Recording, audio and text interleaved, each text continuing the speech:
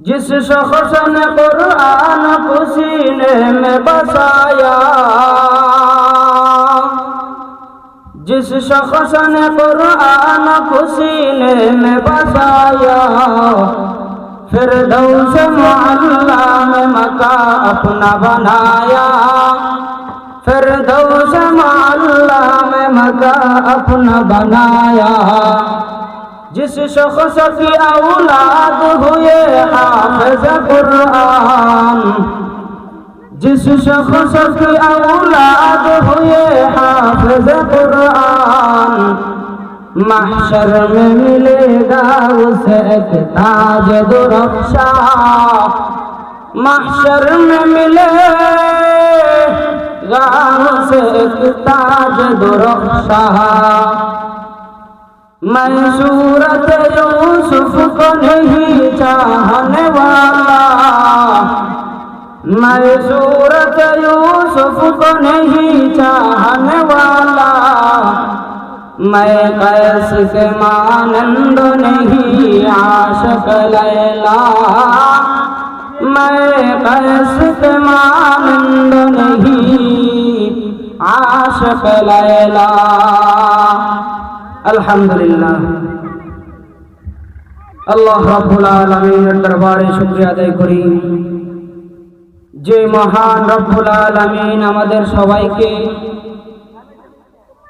বরকতি মাহফিলে বরকতি সময়ে আসার বসার তৌফিক দান করছেন। এই জন্য হৃদয়ের গভীর থেকে অন্তরের অন্তঃস্থল থেকে বলি আলহামদুলিল্লাহ।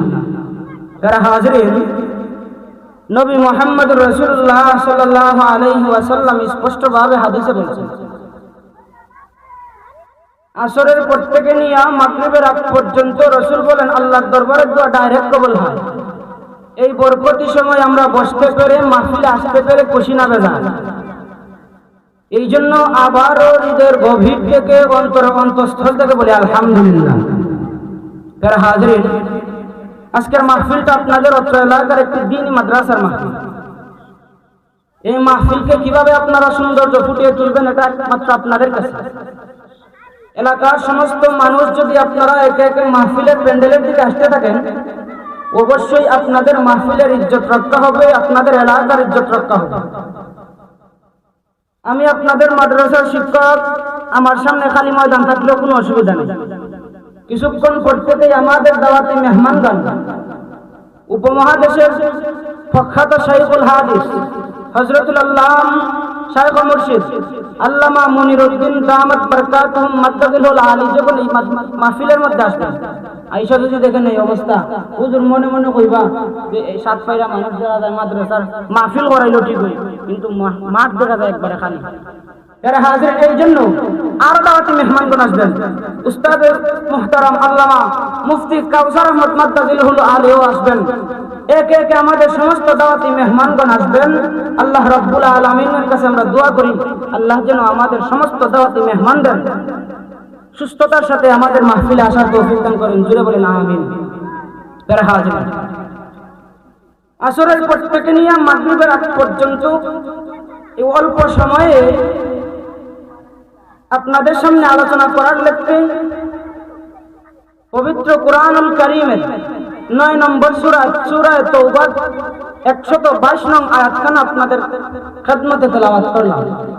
আল্লাহ রাব্বুল আলামিন যদি তৌফিক দেন তাহলে উক্ত আয়াতকে সামনে রেখে অতি স্বল্প সময়ে সংক্ষেপে আলোচনা করার চেষ্টা করছি ইনশাআল্লাহ।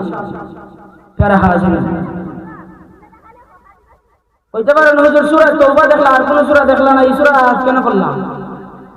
এই সূরার আয়াতের ভিতরে মহান মওলাই কারীম রব্বুল আলামিন এমন কিছু ওয়াজ করছেন যেই ওয়াজ আমি মনে করছি এই এলাকায় দরকার, এই জন্য এই আয়াতখানা তেলাওয়াত করলাম।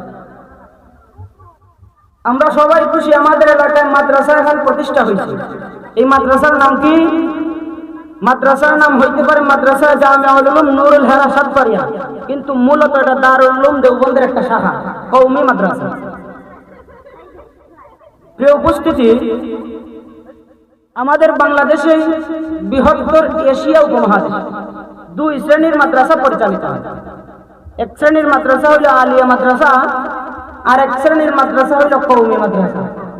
এখন দুই মাদ্রাসা, দুটার দেখা যায় মাদ্রাসার নামে ঠিক আছে মাদ্রাসা, দুটার কাজ কি, দুটার পার্থক্য কি একটু যদি বুঝাই দিই আপনারা বুঝতে সহজ হয়।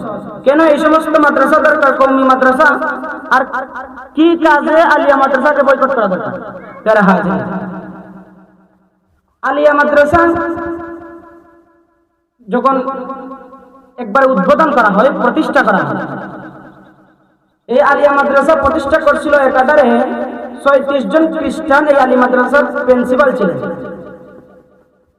যে ইসলামিক প্রতিষ্ঠানের, যে ধর্মীয় প্রতিষ্ঠানের যিনি মাদ্রাসা চালান, যার খেদমতে মাদ্রাসা দিন দিন তরক্কি হয়, যিনি মাদ্রাসার দর্শ তাদরিসের খেদমত করেন, ওই ব্যক্তি যদি বদ্দিন হয়, তার দ্বারা ইসলামের কোনো ফায়দা হওয়ার আশা করা যায়?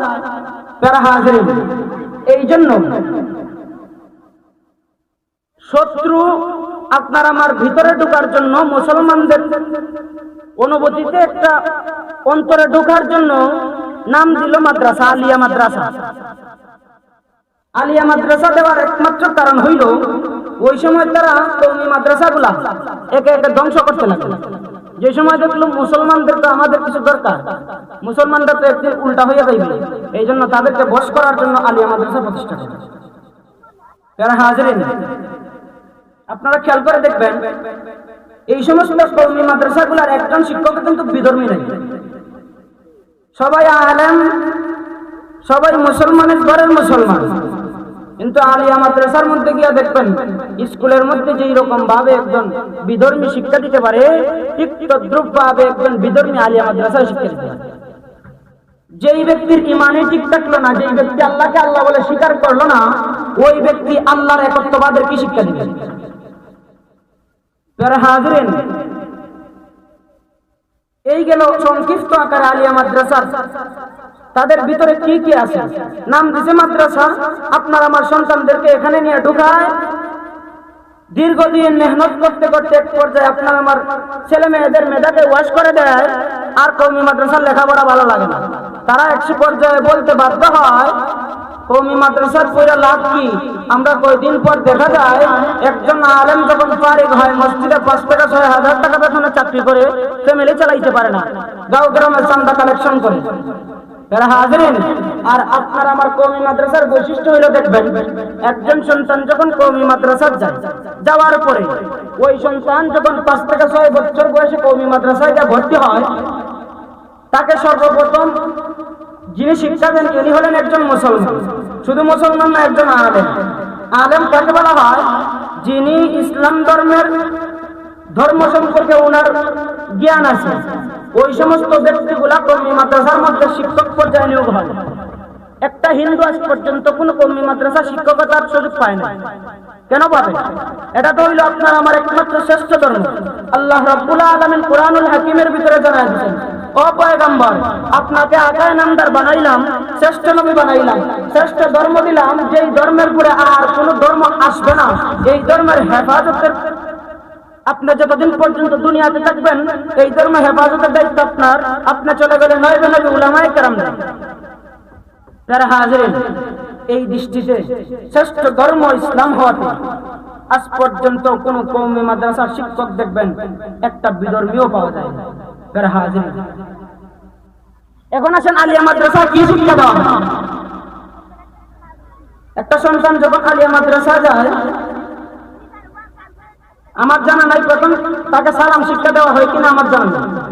কিন্তু আমাদের কওমি মাদ্রাসায় যখন একটা ছাত্র সর্বপ্রথম ভর্তি হয়, আমরা তাদের সবক শুরু করি কি দিয়া? আসসালামু আলাইকুম ওয়া রাহমাতুল্লাহ দিয়া তার সবকটা শুরু করলাম। আসসালামু আলাইকুম বলে তার উপর রহমতের দোয়া করলাম। এই রহমতের দোয়ার মাধ্যমে সবক শুরু করলাম। আল্লাহ রাব্বুল আলামিন অবশ্যই আপনার আমার সন্তানের উপরে রহমত দিবেন এবং কওমি মাদ্রাসাগুলোর উপরে রহমত নাযিল করবেন। যারা হাজিরিন, বলতে পারেন হুজুর, আমাদের দৃষ্টিতে দেখা যায় অধিকাংশ কওমি মাদ্রাসার ছেলে মেয়ে ছাত্র ছাত্রীগুলো একটু গরিব পর্যায়ের হয়, অধিকাংশ শিক্ষকগুলো একটু আর্থিক সংকটের কারণে ভুগতে থাকে। যারা হাজিরিন, আল্লাহ রাব্বুল আলামিন তার যেই বান্দাকে মায়া করতে চান, যেই বান্দাকে সরাসরি জান্নাতে দিতে চান, অবশ্যই ওই বান্দাকে পরীক্ষার মধ্যে ফেলান। ওটা ঠিক কিনা? আপনি দেখবেন ফেরাউন ছিল বিশ্বের ক্ষমতাধর একজন। একজন হারুন ছিল, হামান ছিল, নমরুদ ছিল, ফেরাউন ছিল, তারা ছিল বিশ্বের ক্ষমতার ব্যক্তি।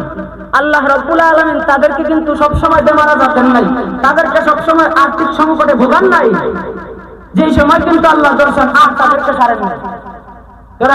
এই জন্য আপনি, আমি কওমি মাদ্রাসার শিক্ষক ছাত্র, অবশ্যই আপনার আমার আর্থিক সমস্যা হবে, এটা ধরে নিতে হবে। আল্লাহর পক্ষ থেকে মায়ার খাতিরে আল্লাহ পরীক্ষা শুরু করেছেন।